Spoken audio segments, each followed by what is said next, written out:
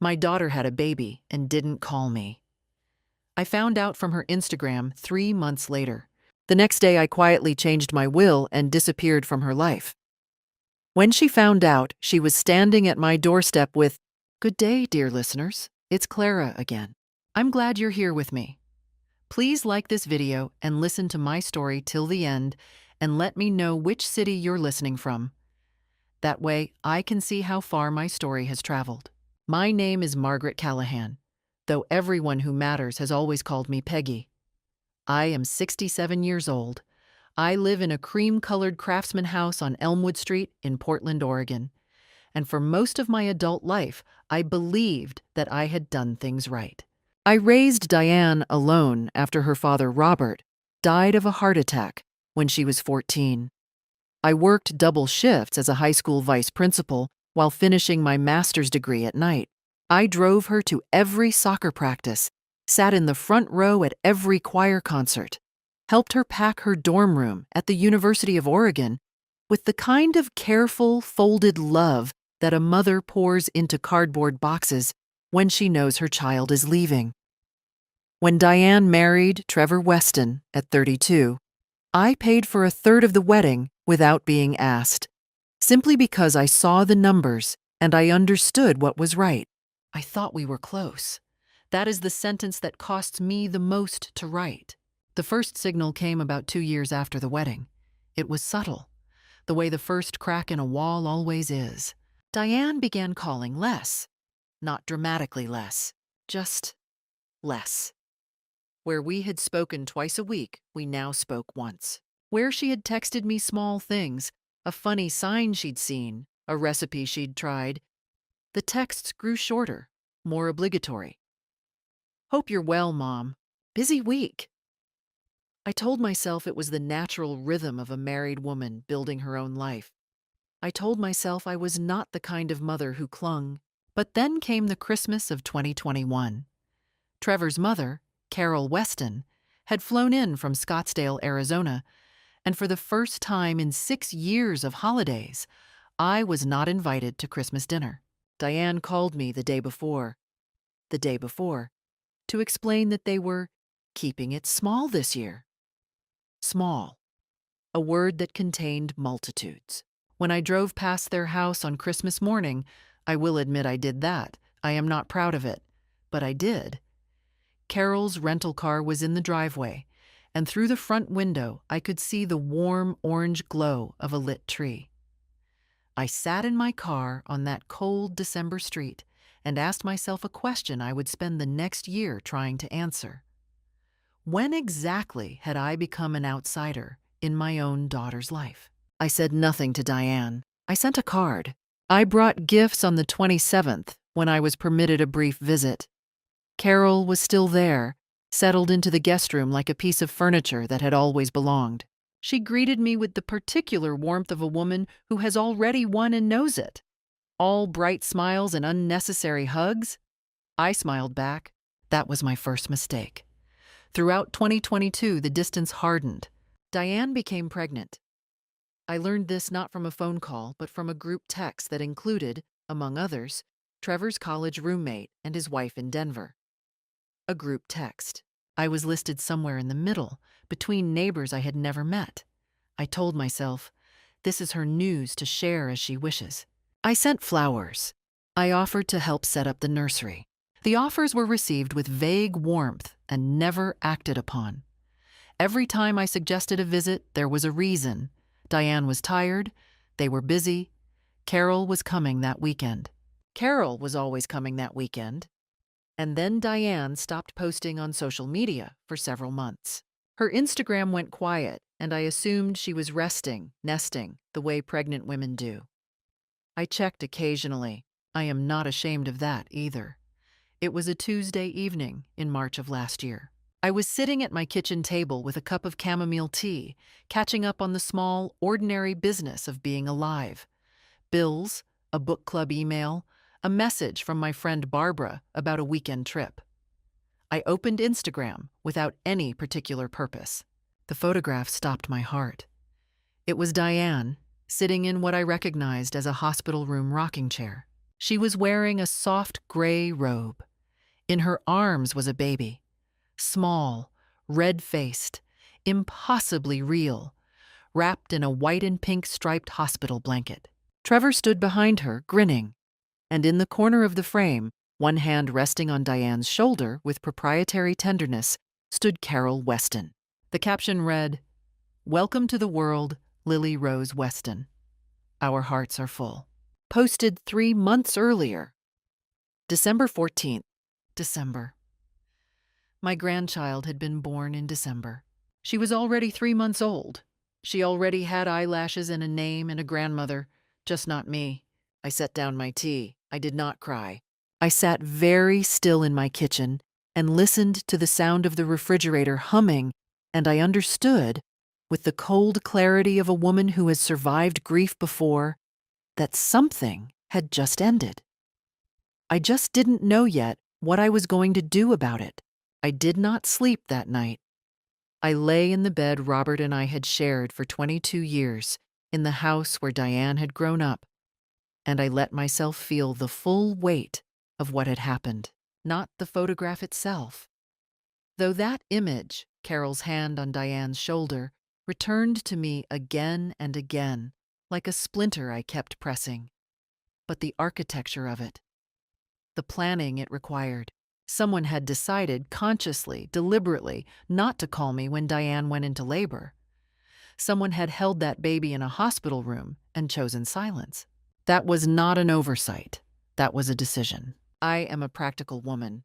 I spent 30 years managing a high school, which means I spent 30 years navigating the gap between what people said and what they actually did. I know what deliberate looks like. I also know what grief looks like when it sits inside your chest at 2 in the morning, quiet and very, very heavy. By 4 o'clock, I had moved through grief and arrived somewhere colder. I got up, put on my robe, and went to my desk in the small room off the hallway that I still called the study, even though Robert's books were the only ones still on the shelves. I took out a legal pad, yellow, college-ruled, the same kind I had used for 30 years of administrative notes, and I wrote at the top of the page, "What I have given, what I have received." On the left side, I wrote the truth without sentiment. The wedding contribution, the monthly birthday deposits into a savings account I had opened for Diane when she was born and continued even after the wedding because I was her mother. And that is what I did. The 2 emergency loans in the first years of their marriage. One for a car repair, one for a medical bill, that were never repaid and never mentioned again. The furniture I had given them from this house when they bought their first home. The Thanksgiving dinners I had cooked alone because Carol was visiting. The Christmas I spent by myself. On the right side, I wrote what I had received in return. A group pregnancy text. 3 months of silence about a birth. An Instagram photograph.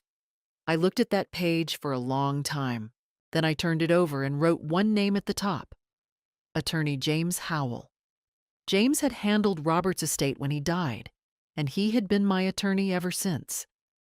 A quiet, careful man in his early 60s who worked out of a small office on Morrison Street, and who I trusted precisely because he never told me what I wanted to hear. I wrote myself a note to call him when his office opened at 9. But the will was only part of what I was thinking about. What I was really thinking about was the pattern, because a pattern, once you see it, cannot be unseen. The slow withdrawal of Diane's warmth, the cancellation of Christmas, the group text, the silence at the birth. None of it had happened in a vacuum. Diane was not by nature a cold person. She had been a warm and somewhat anxious child, the kind who worried about hurting people's feelings, who cried at the endings of movies. The woman who had permitted 3 months to pass without telling her mother about a newborn grandchild. That was not the Diane I had raised. That was a Diane who had been shaped by something, or someone else. Carol Weston had been in that hospital room. Carol Weston was always there. I made coffee. I sat at my kitchen table in the early gray light of a Portland March morning, and I allowed myself to think about Carol clearly for the first time. She was a woman I had always found difficult to dislike openly because she committed her worst offenses with a smile. She was attentive, organized, relentlessly present in her son's life in the way that some mothers are, not out of love alone, but out of a need for centrality. I had watched her, over 6 years, position herself as the primary grandmother, the essential figure, the one Diane called when things were hard. I had told myself it was natural. I had told myself I was being uncharitable. I was not being uncharitable. At 9 o'clock, I called James Howell's office and made an appointment for Thursday. At 9:15, I called my friend Barbara Nichols, who had known me for 20 years and who I trusted with the kind of honesty that doesn't require softening. She answered on the second ring. "Barb," I said, "I need to tell you something." "I'm here," she said. Just that, which was exactly right. I told her everything. She listened without interrupting, which was one of Barbara's great gifts. When I finished, there was a brief silence. "What are you going to do?" she asked. "I'm going to protect myself," I said, legally and otherwise. "Good," she said. That single word steadied me more than an hour of comfort would have. I was not wrong. I was not overreacting. I was a 67-year-old woman who had given generously for decades and been systematically excluded from her own family by someone who understood exactly what she was doing. The plan was simple in its first form: change the will, remove Diane as primary beneficiary, and stop waiting by the phone. Stop being available. Stop being the kind of woman who could be ignored without consequence. I had been easy to push aside because I had made myself easy to push aside. That was about to change. James Howell's office on Morrison Street smelled of old paper and good coffee, which had always struck me as the correct smell for a place where serious decisions were made. I arrived at 10 on Thursday morning, dressed as I would have dressed for a parent conference in my principal days. Neat gray blazer, dark trousers. The kind of composure that comes not from the absence of feeling, but from long practice managing it in public. James was already at his desk when his assistant showed me in. He stood, shook my hand, and looked at me with the particular attention of a man who reads people for a living. "You look like a woman who's made up her mind," he said. "I have," I said. I explained the situation without drama. My daughter, the grandchild I had not been told about, the pattern of exclusion over 2 years, the Instagram photograph. I told him I wanted to revise the will. I wanted Diane removed as primary beneficiary of the estate. In her place, I intended to leave the majority of my assets, the house, the investment accounts, a life insurance policy Robert had left me, to 2 charities I cared about, and to a small education trust, the terms of which I wanted James to help me design. James took notes. He did not express an opinion until I finished. "This is your legal right," he said. "I want to make sure you're doing it from a clear-headed place and not a reactive one." "I've had 3 days," I said. "I'm clear-headed." He nodded. "All right. Let me pull the existing documents." We spent 90 minutes in that office. By the time I left, the revision was drafted. I would return the following week to sign. Walking out onto Morrison Street into the thin March sunlight, I felt something I had not expected. Not triumph, not even relief, but a strange, quiet sense of alignment. As if I had finally put a picture back on the wall that had been crooked for a long time. I did not call Diane. I did not post anything on social media. I did not announce my intentions to anyone except Barbara. I simply disappeared, quietly, from the small ways I had kept myself present in Diane and Trevor's life. The weekly check-in texts, the cards, the occasional Venmo transfer with a note that said, "Just thinking of you." I stopped, not dramatically. I simply let the space fill with silence and waited to see how long it would take them to notice. The answer was, longer than you would expect from a daughter. But while I was sitting with my quiet, something else was moving. 14 days after my visit to James, I received a phone call from Trevor's younger sister, Amy Weston, a woman I had met perhaps 4 times at family events, and who I would not have described as an ally, but who apparently had her own complicated feelings about her mother. "Mrs. Callahan," she said, sounding cautious, "I hope this isn't strange. I thought you should know something." I sat down. "Go ahead, Amy." What she told me took several minutes and several careful pauses. The short version was this. Carol Weston had, for at least the past 18 months, been actively advising Diane to create distance from me.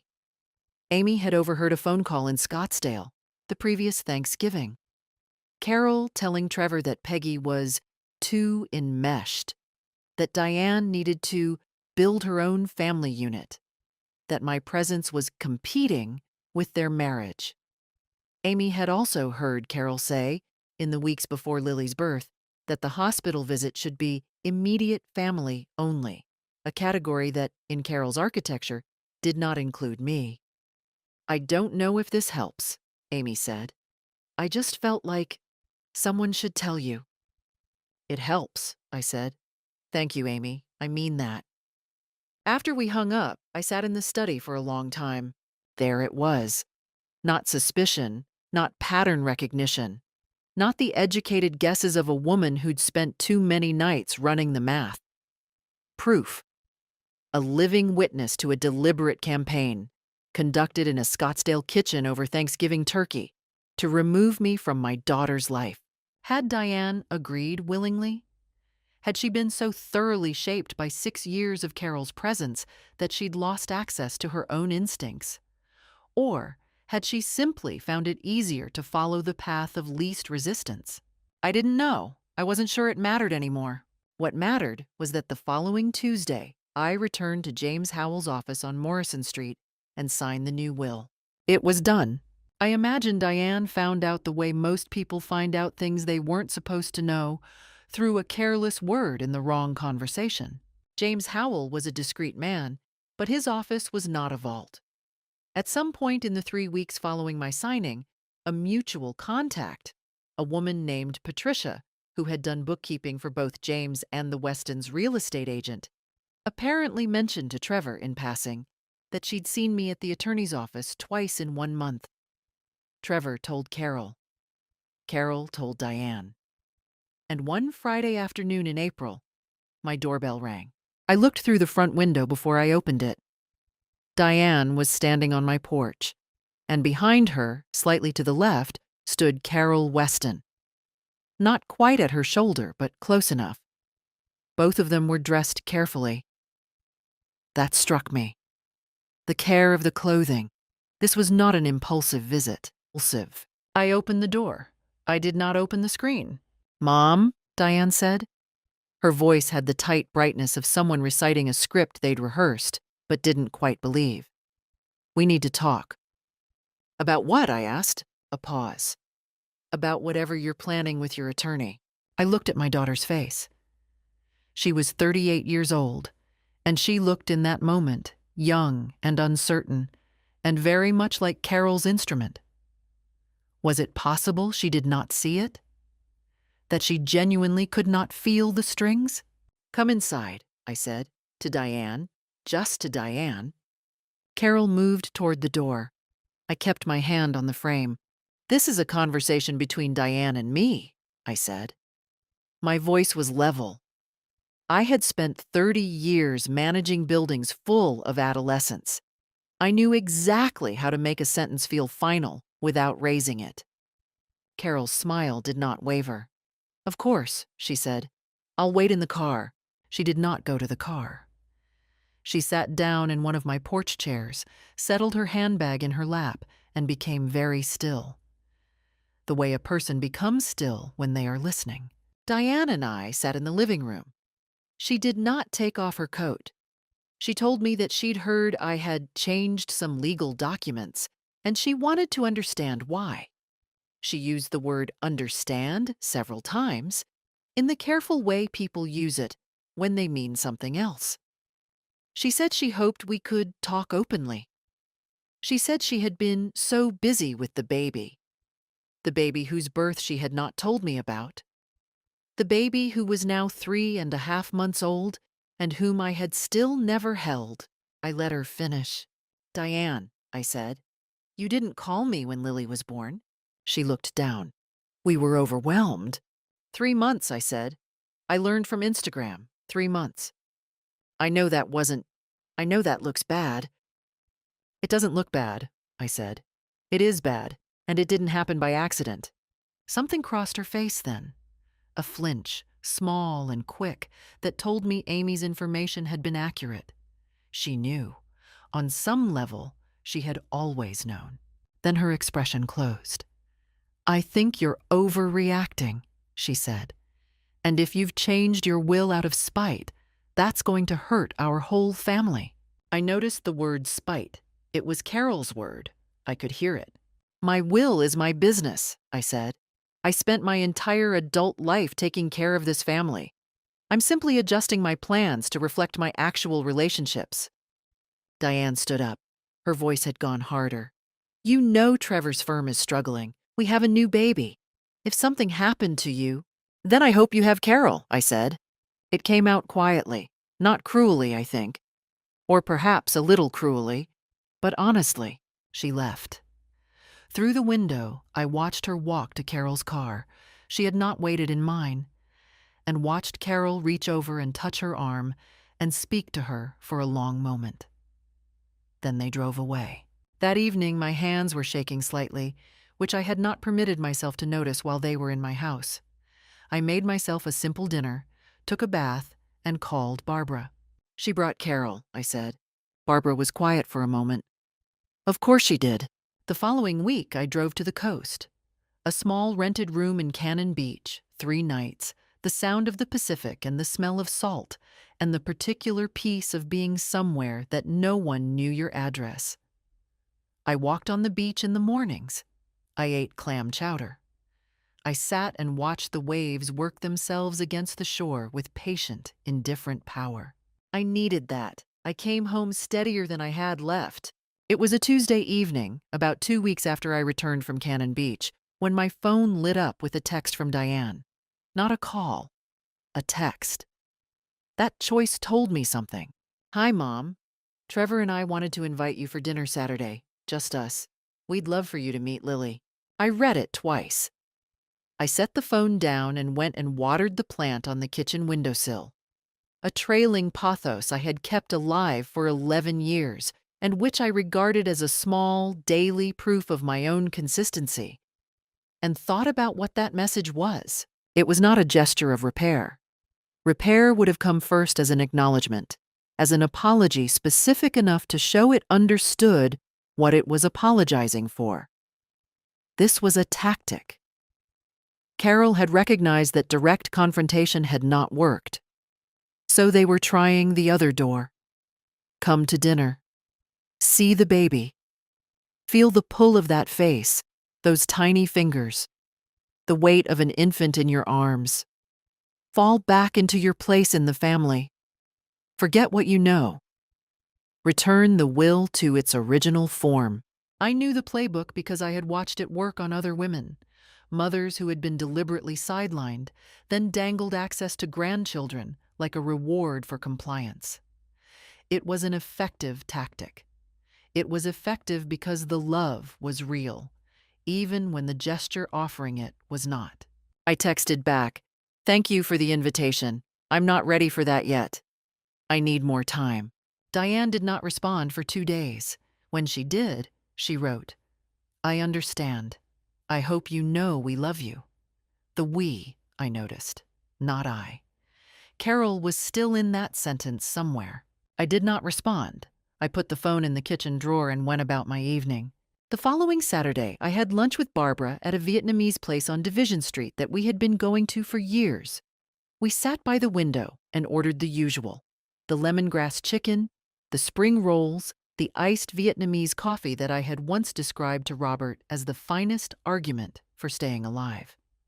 Barbara let me talk, and then she talked, And it was the kind of conversation that recalibrates you without trying to, simply by being honest and warm and completely outside the drama. I keep waiting to feel guilty, I told her, about the will, about pulling back. Do you? She asked. No, I said. That's what I'm waiting for. The guilt. Maybe it's not coming, Barbara said. She was right. I had examined myself carefully over those weeks. The restless nights, the attorney's office, the conversation with Diane in my living room. And I could not locate the guilt that I had been told, by some unwritten social contract, I was supposed to feel for protecting myself. What I felt instead was a clear, somewhat sad, but durable understanding that I had spent years accommodating people who had not accommodated me, and that this was over. Barbara had a friend, a woman named Dina, who led a support group for grandparents who had been alienated from their grandchildren, which met monthly at a community center in Northeast Portland. Barb had mentioned it once before. This time, I wrote down the address. I went the following Thursday evening. There were 11 people in a circle of folding chairs, in a room with fluorescent lights and a window that looked out on a parking lot. They were mostly women, mostly my age, all carrying versions of the same weight. I did not speak much the first night. I sat and listened and recognized, in every story, some angle of my own. What I found there was not pity, which I did not want, and not strategy, which I already had. What I found was proportion. My situation was real and it was painful, but it was not unique. Other women had held their ground. Other women had rebuilt. Some of them had eventually, on their own terms, found their way to their grandchildren. Not through capitulation, but through patience and the kind of quiet self-possession that cannot be pressured out of you because it lives too deep. I drove home that night through the lit, wet streets of Portland and felt, for the first time in 2 months, something close to stable. Diane and Carol were watching. I could feel it. The occasional text. The deliberate social media activity that seemed designed to be visible to me. Lily's photographs appearing more frequently on Diane's newly reactivated Instagram. I looked without reacting. I felt the pull, and I named it for what it was. And I did not move. They came on a Sunday morning in May, when the cherry trees on Elmwood Street were just past peak, and the petals were beginning to drift onto the sidewalk in small, irreversible accumulations. I had been gardening. Nothing ambitious, just clearing the front beds of the winter debris I hadn't gotten to. And I heard the car before I saw it. Trevor's dark blue Audi, pulling up to the curb with the careful deliberateness of a vehicle being parked by someone who has been told not to appear aggressive. Diane got out first. She was carrying something. A casserole dish wrapped in a dish towel, the universal symbol of domestic goodwill. Trevor got out from the driver's side, and then, from the back seat, Carol Weston unfolded herself in her cream-colored blazer and her careful smile. I stood in my front garden with a pair of pruning shears and looked at the 3 of them on my sidewalk. "We should have called first," Diane said. "I know, I'm sorry, we wanted to see you." I set down the shears. "Come in," I said. I said it because I wanted to see what they would do inside my house. Because a person's strategy reveals itself in their behavior when they think they're winning, and they thought, 3 of them against 1 of me, a casserole a Sunday morning, they were winning. I made coffee. Carol complimented my kitchen. She had always been good at complimenting rooms, I noticed, specific enough to seem genuine, general enough to cost nothing. She touched the edge of the windowsill and said something about the light, about how she had always thought this house had such good bones. Trevor sat at the kitchen table and talked about the drive from their house, about traffic, about the spring weather, about nothing. He was a man most comfortable in neutral territory. I had never disliked Trevor. I had simply noticed that he did whatever Carol told him. Diane placed the casserole in the refrigerator without being asked. a small gesture of ownership that I also noticed, and then sat across from me. The conversation moved through its surface layers for perhaps 15 minutes. How was I doing? The garden. Barbara. Whether I had seen the new cafe that had opened on Belmont. Then Carol set down her coffee cup with a small, deliberate sound. "Peggy," she said, "we're worried about you." I looked at her. "We know you've been through a hard few months," she continued. "And I think there may have been some miscommunications, some things that felt hurtful that weren't meant that way. I want you to know that Diane has always spoken about you with so much love. We all want you to be part of Lily's life. That's why we're here. She was good. I will give her that." The tone was warm, the words were reasonable, the posture was entirely that of a woman making a generous peace offer. She had even tilted her head slightly in the way people do when they want to signal openness. If I had not known what I knew, if Amy Weston had not called me from Scottsdale, I might have been moved. Not completely, but enough. And enough would have been sufficient for Carol's purposes. "That's kind," I said. Diane leaned forward. "Mom, we heard you made changes to your will, and I understand you were hurt, but I worry you made a decision when you were emotional that you'll regret. Our situation, with Trevor's business, with the baby, it's genuinely hard right now." There it was. There was the sentence Carol had come here to deliver through Diane's mouth. "I hear that," I said, "and I'm sorry your finances are strained. That's genuinely hard. So maybe, but my will is not going to change," I said. Diane looked at her hands. Trevor looked out the window. Carol looked at me with an expression that I can only describe as the face a person makes when they are deciding whether to escalate. She decided to escalate. "Peggy." Her voice had changed, still controlled, but with something underneath it now, something harder that she had been keeping in reserve. "You are going to damage your relationship with your granddaughter permanently if you continue this. She will grow up not knowing you because of a decision you made when you were hurt and acting out of spite. Is that what you want? To be a stranger to that little girl because of your pride? Acting out of spite." Diane had used that phrase too, the first time. They had the same speechwriter. And now Carol had added pride. Another word designed to reframe my self-protection as a character flaw. I thought of Lily. Of course I thought of Lily. Carol knew I would. That was precisely why she had said it. The image of a child growing up not knowing her grandmother's face. It was the sharpest instrument Carol owned, and she had just placed it on the table between us. "What I want," I said, "is a relationship with my granddaughter built on honesty, not as a reward for compliance." Carol stood. "This is not who you are, Peggy. I think," I said, "that you don't actually know who I am." They left 10 minutes later. Diane said nothing more. Trevor gave me a look on the way out. Not hostile, something closer to exhausted. And I thought I saw in it the brief, wordless acknowledgement of a man who understood that he was carrying weight that was not entirely his own.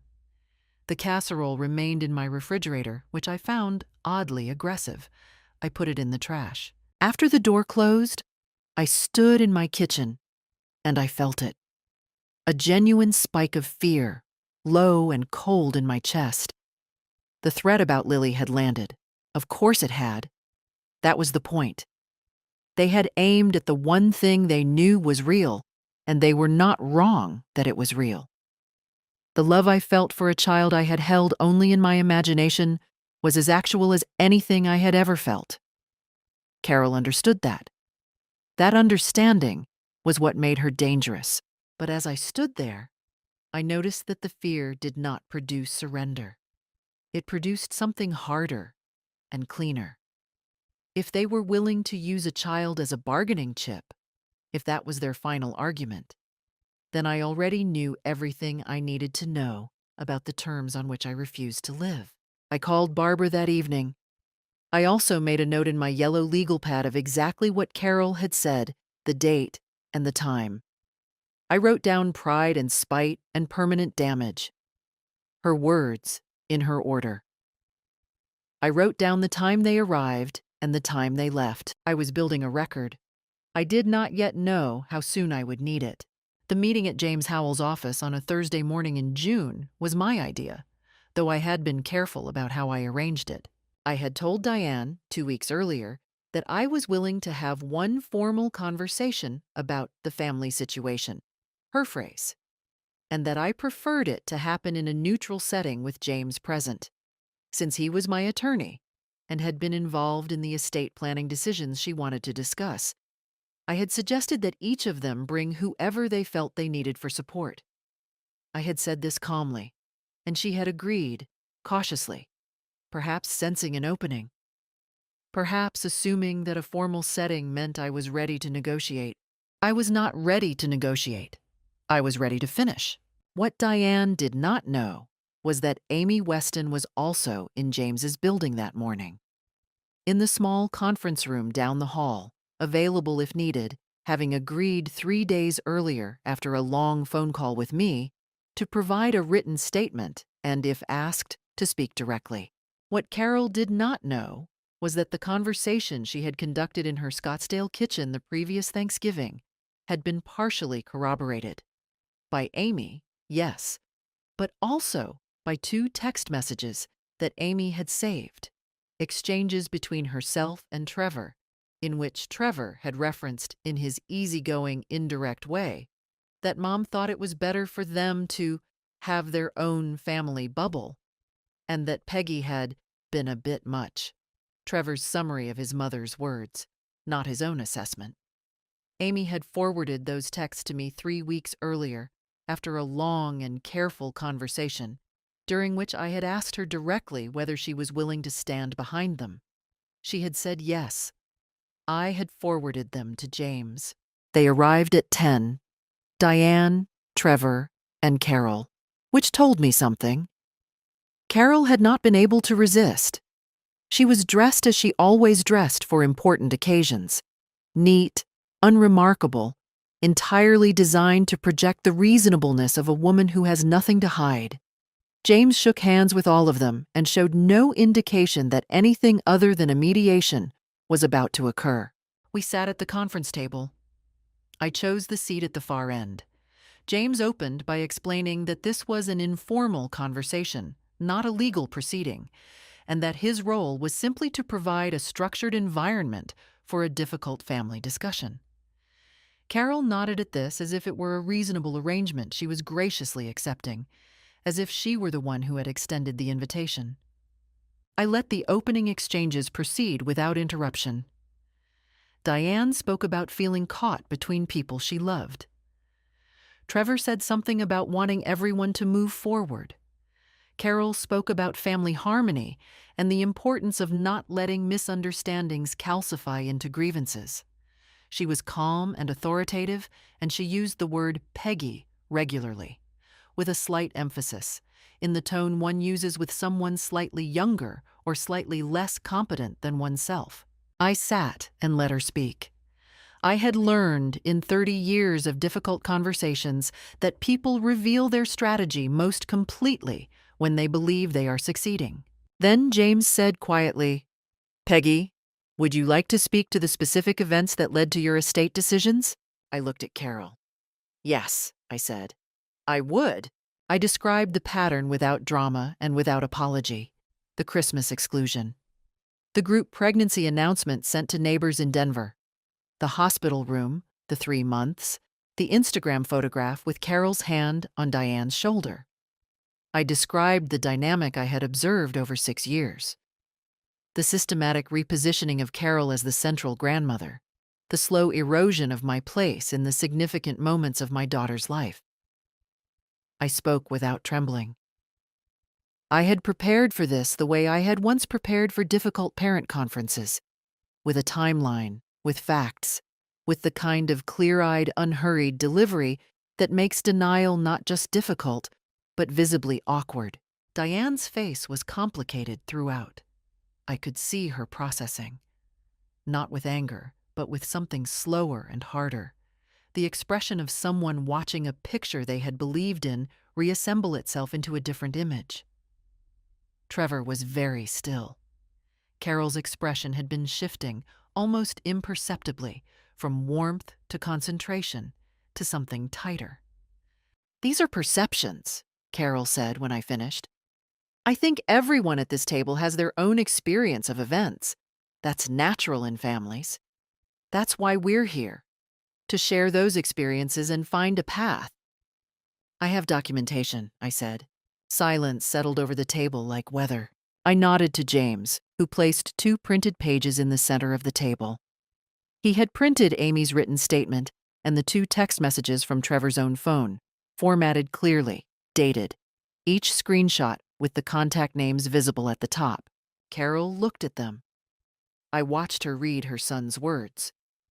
Mom thought it was better for them to have their own family bubble.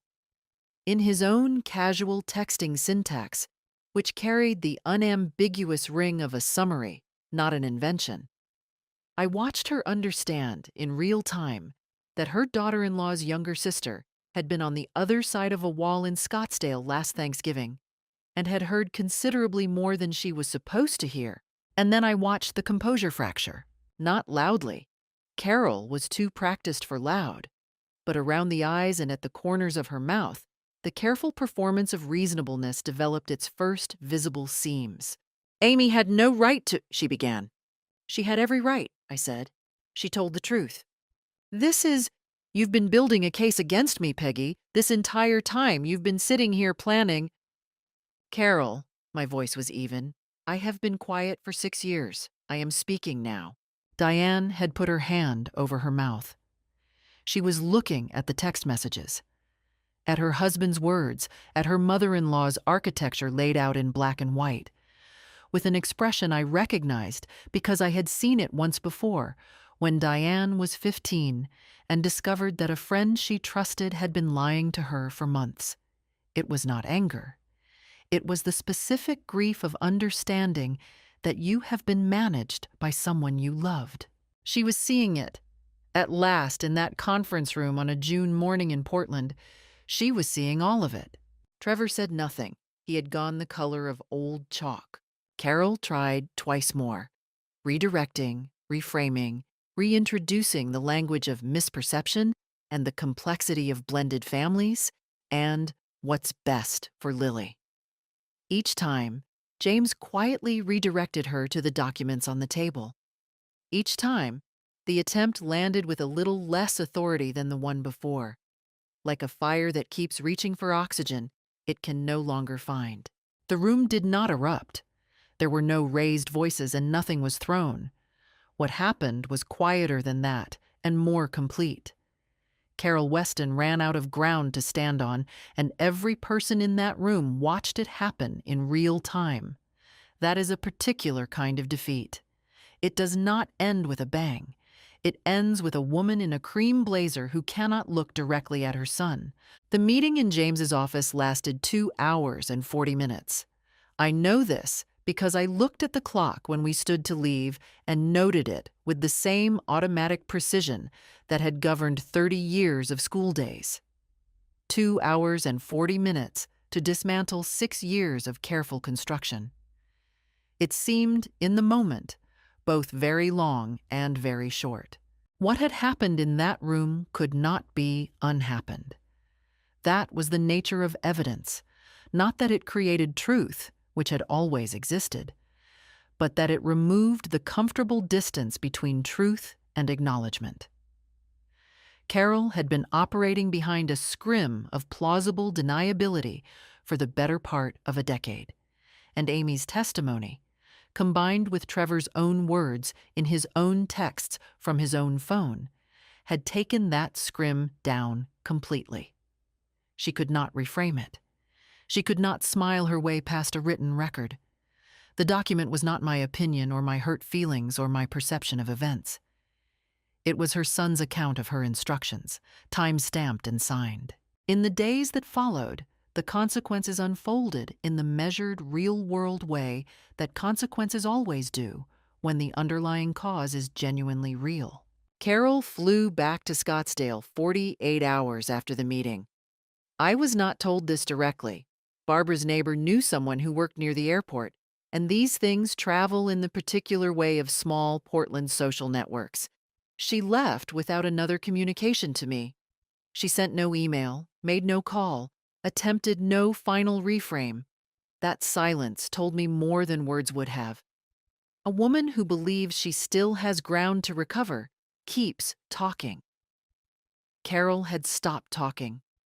I received, about a week later, a brief email from Trevor, not Carol, notably, that was stilted and formal and said, in essence, that he was sorry if there had been any role in making me feel excluded, and that he hoped we could all move forward in a positive direction.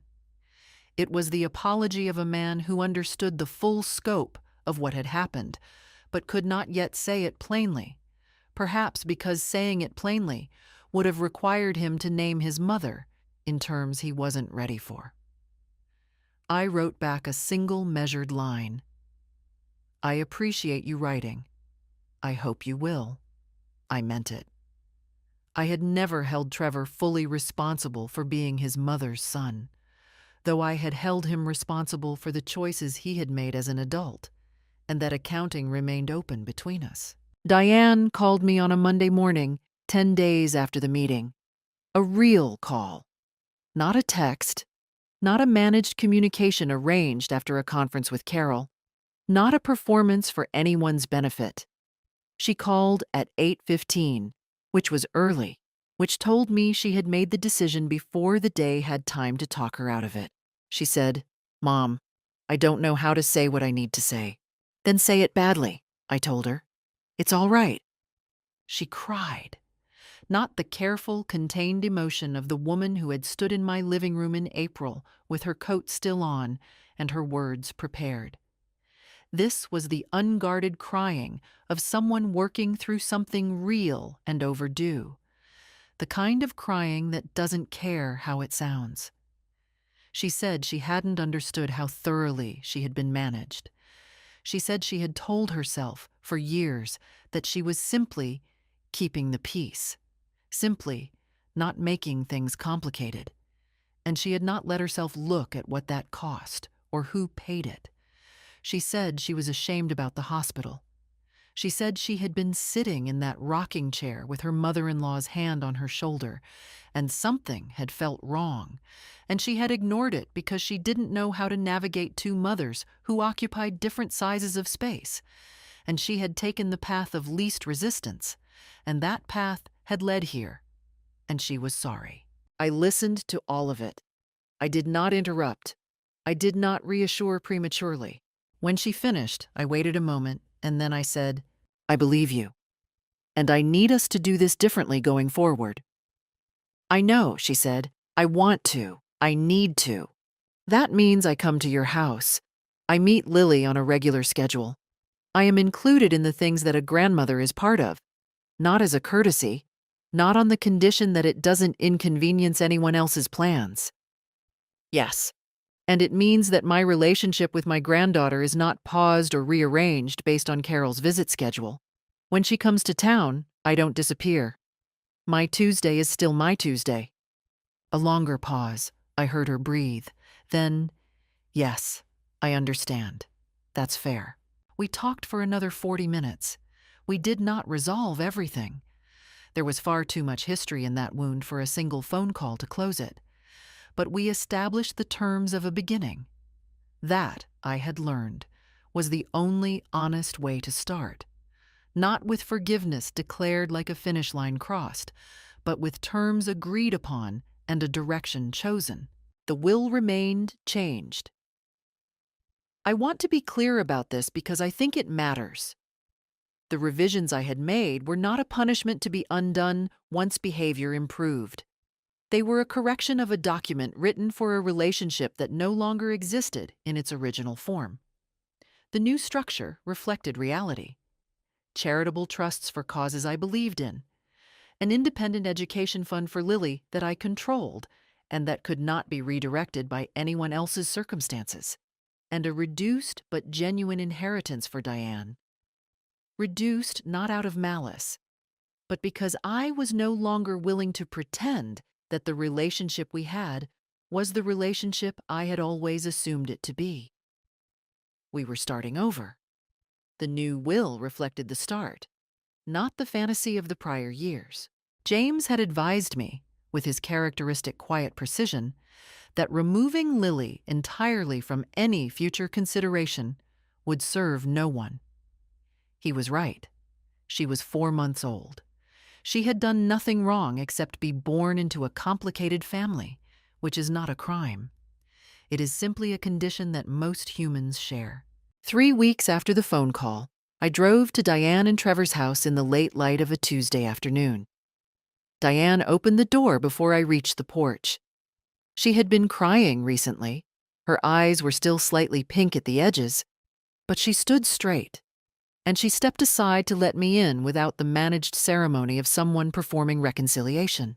She led me down the hall and into the living room.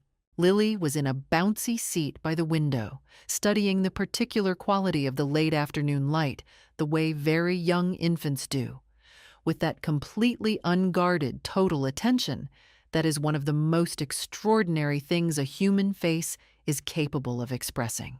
I sat down next to her. I picked her up with the care of someone holding something they have waited too long to hold.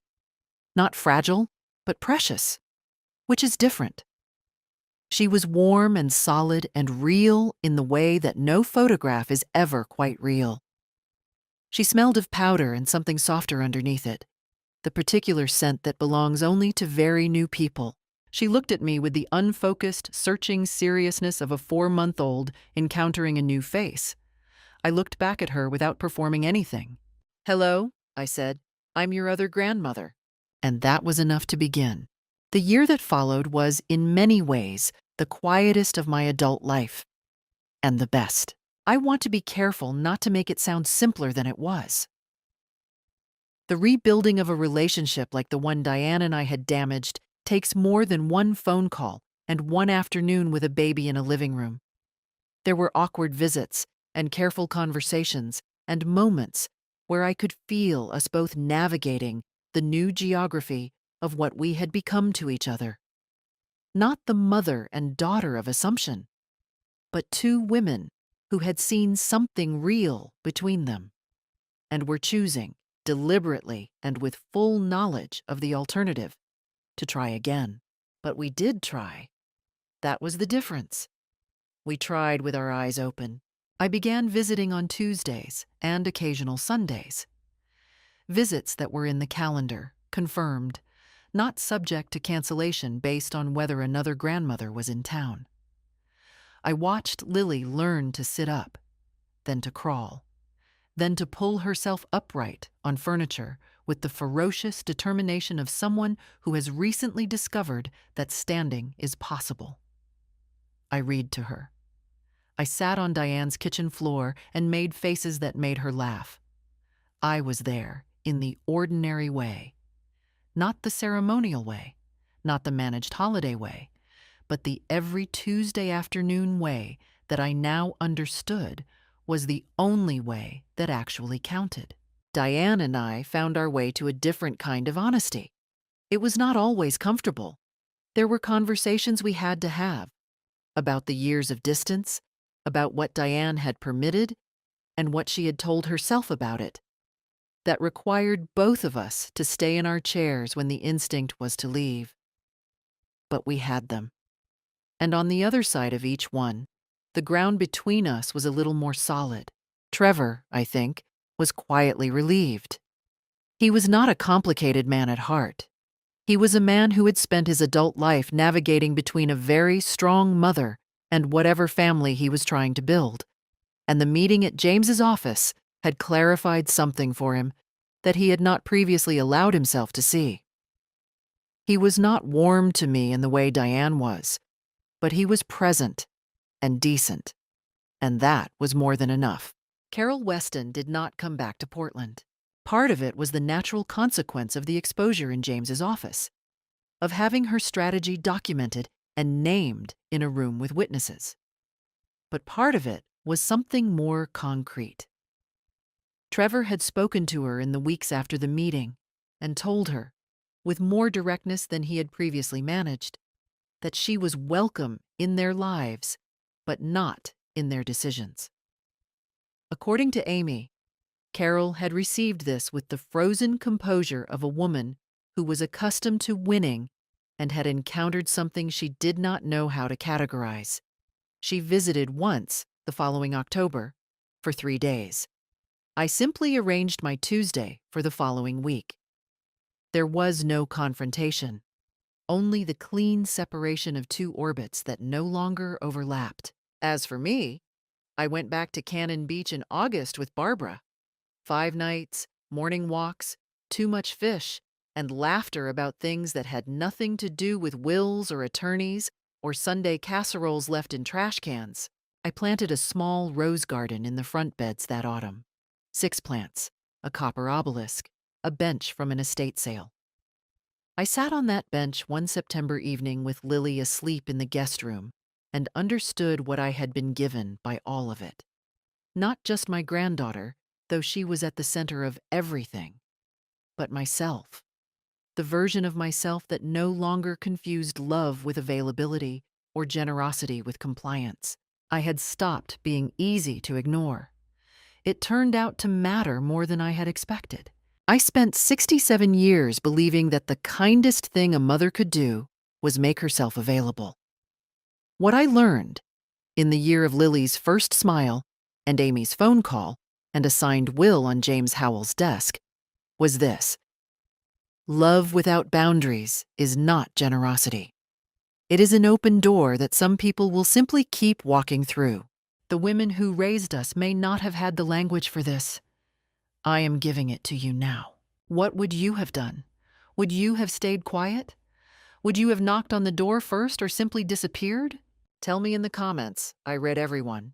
And if this story stayed with you, please share it with someone who needs to hear it. Thank you for listening.